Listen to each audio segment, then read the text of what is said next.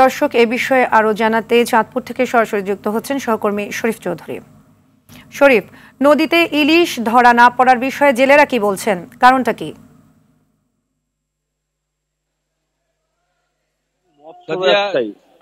জেলে এবং মৎস্য ব্যবসায়ী উভয় একই কথা, যে নদীতে পানি নেই, নদীতে কোনো উত্তাল নেই। অর্থাৎ নদীতে যখনই জোয়ার ভাটার খেলা খেলবে, অর্থাৎ নদীতে যখন উত্তাল হবে, বৃষ্টি হবে, পানি এবং ঢেউ থাকবে, তখনই ইলিশ মাছের দেখা মিলবে।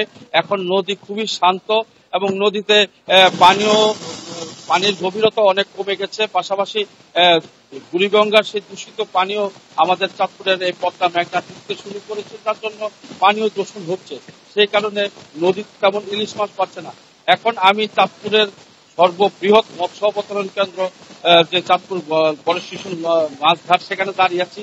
এই ঘাটে এই 2 মাস অভিযান শেষে এই ঘাটে এই সময় খুব হাক ডাক জেলেদের, ব্যবসায়ীদের এবং ক্রেতাদের খুব হাক ডাক ছিল, কিন্তু এখন খুবই নীরবতা, কোনো হাক ডাক তেমন নেই। অনেক ব্যবসায়ী, মৎস্য ব্যবসায়ীদেরকে আমরা দেখেছি যে এখানে অলস সময় বসে খেলে অলস সময় কাটাতে অনেক ব্যবসায়ীরা কিছু কিছু জেলে তারা নদী থেকে 9-10 ঘন্টা নদী বিচরণ করে শেষমেশ কিছু বেলে মাছ, কিছু বাটা মাছ, কিছু চিংড়ি মাছ নিয়ে হাটে ফিরছেন এবং এগুলি বিক্রি করছেন।